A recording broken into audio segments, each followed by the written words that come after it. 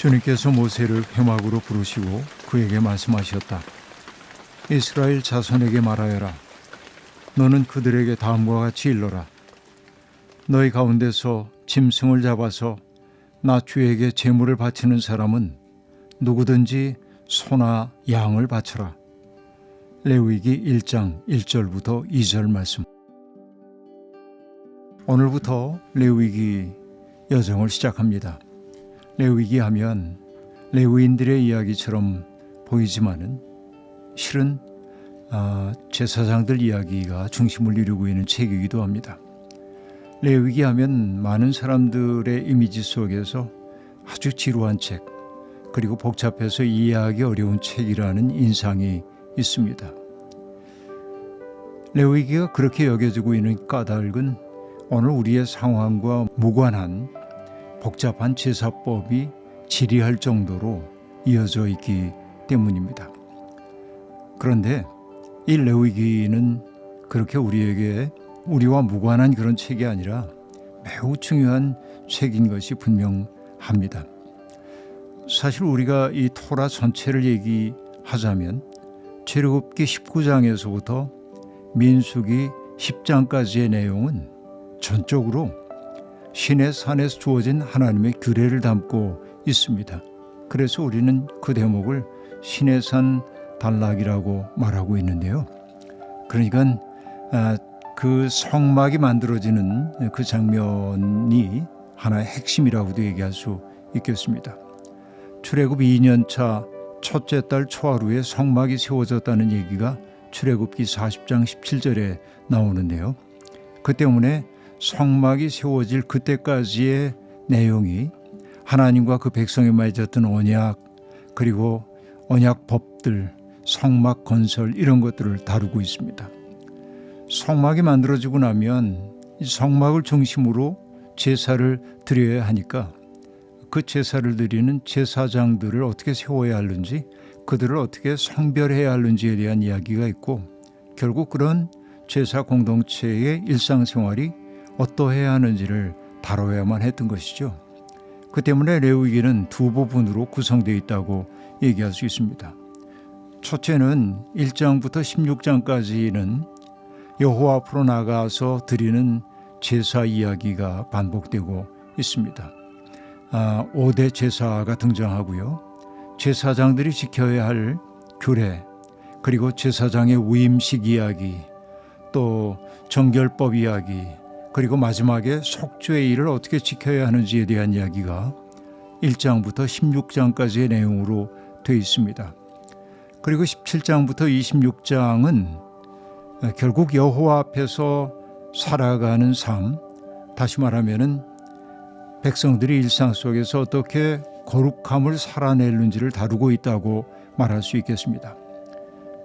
백성들이 구별된 백성으로 살아가기 위해서 어떠해야 하는지, 또 그들과 함께 하나님 현전 앞에 서야 할 제사장들이 어떻게 거룩함을 지향해야 하는지, 그리고 지켜야 할 절기가 무엇인지, 또 성소는 어떻게 관리되어야 하는지, 이것이 26장까지 지속됩니다.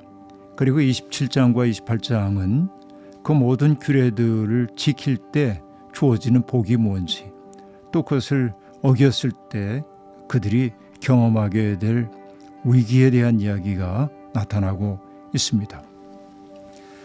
사실 전례 혹은 제의라고 하는 것은 매우 복잡하고 번거롭게 여겨지는 게 사실입니다.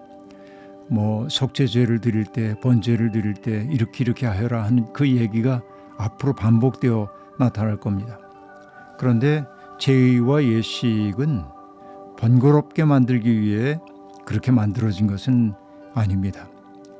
어떤 문화권 속에서도 제의와 예식이라고 하는 것은 그 공동체가 후세에 전달하고자 하는 가치를 환기시키고, 또 그 제의를 통하여서 그 가치를 되살리기 위해 제정된 것이라고 말할 수 있겠습니다.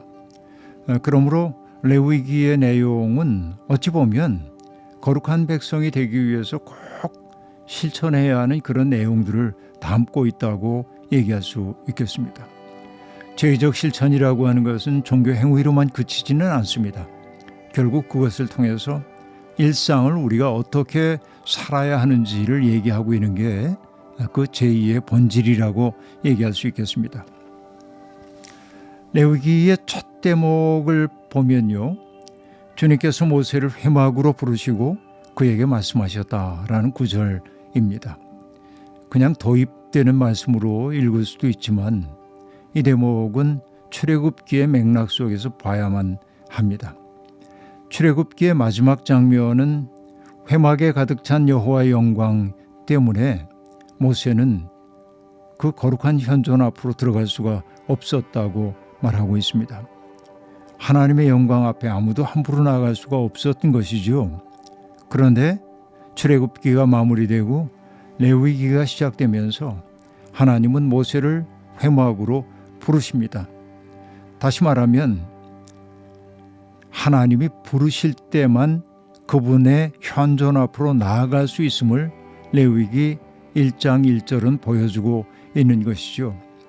제가 여기 회막이라고 얘기를 하고 있습니다마는 회막이라는 용어와 성막이라고 하는 용어가 혼용되고 있는 것이 구약성서임을 알 수 있습니다. 물론 조금 섬세한 구별을 하자면 할 수도 있지만은 그러나 성막, 회막이라는 게 대체적으로 비슷한 상황을 가리킵니다. 그런데 레위기는 성막이라는 말보다는 오히려 하나님과 백성의 만남을 상징하는 회막이라고 하는 용어를 즐겨 사용하고 있습니다. 이 얘기는 뭘 의미할까요? 레위기는 아주 번거로운 제사장들의 규례를 가르치는 그런 것보다는 결국 하나님과 백성 사이에 만남의 방점을 찍고 있다고 말할 수 있겠습니다. 다시 말하면은 백성들의 일상 가운데 들어오시는 하나님에 대한 이야기를 우리에게 들려주고 있다는 것이죠. 1장 2절에 보면 이런 구절이 나오죠. 너희 가운데서 짐승을 잡아서 나 주에게 제물을 바치는 사람은 누구든지 소나 양을 제물로 바쳐라 라고 말합니다. 제사의 출발은 자원하여 드리는 예물입니다. 그런데 여기 얘기하고 있는 짐승은 가축을 의미합니다. 가축, 이렇게 들짐승을 말하는 것이 아닙니다. 하나님 앞에 바쳐야 할 예물이라고 하는 것은 사람들이 구하기 어려운 것이 아니라 그들이 늘 삶 속에서 동행하고 있는 것, 그들의 삶의 곁에 있는 것, 가축들입니다. 그것을 잡아 바치라고 얘기하고 있습니다. 그 다음에 또 하나 우리가 봐야 할 것은 여기 짐승이라는 말도 있지만은 제물을 바치는 사람은 누구든지라고 말합니다. 누구든지라고 하는 이 대목이 아담 키라고 하는 말인데 아담이라고 하는 말이 흙으로 빚어진 존재를 얘기하는 거니까 이 누구든지라고 하는 말이 중요합니다. 제한이나 차별이 없다. 이방인들도 하나님 앞에 제물을 바칠 수 있었습니다. 물론 그러기 위해 그들은 먼저 할례라는 의식을 행해야 하긴 했지만은 그러나 하나님 앞에 제물을 바치려고 하는 이들의 제한이 없었다. 그렇게 말하고 있습니다. 그리고 우리가 이 뒤에 번제 물에 대한 이야기가 등장합니다마는 번제물을 가져온 사람은 제물 위에 손을 얹은 후에 스스로 짐승을 잡고 제물을 씻어야 했습니다. 이 제사법에서 가장 어떻게 보면 어렵게 느껴지는 게 제물을 누군가에게 대행시키는 게 아니라 스스로 잡아야 한다는 데 있었던 것이죠. 짐승의 생명을 거둔다고 하는 거 오늘의 우리의 관점에서는 어떻게 보면 섬뜩한 일이고 또 정말 어려운 일이기도 하지요. 고대인들이라고 크게 다를 바는 없었겠습니다만 짐승을 잡는 것이 일종의 그들에게는 삶의 한 부분이기도 했을 겁니다. 그러나 자기 하나님과 화목하기 위해서든 속죄를 위해서든 짐승의 생명을 거두는 그 일이라고 하는 건 두렵고 떨리는 일이 아닐 수가 없었을 겁니다. 그 일을 통해서 하나님 앞에 서 있는 우리의 삶이 어떠해야 하는지를 보다 절실하게 느끼게 만든 것들이 제사법이 아닌가 생각해 봅니다. 그렇게 당사자가 짐승을 잡고 제물을 씻어서 제사장에게 주면 제사장은 그 짐승의 피를 제단 둘레에 뿌리고 번제물을 제단 위에 불사르도록 그렇게 되어 있습니다. 이것이 번제물에 관한 규례입니다마는 무엇보다도 오늘 본문에서 가장 중요한 것은 하나님 앞에 함부로 나갈 수가 없고 하나님이 부르실 때만 갈 수 있었고, 그렇다고 해서 그 나아갈 수 있는 제사장들을 특권화하려고 하지는 않았다.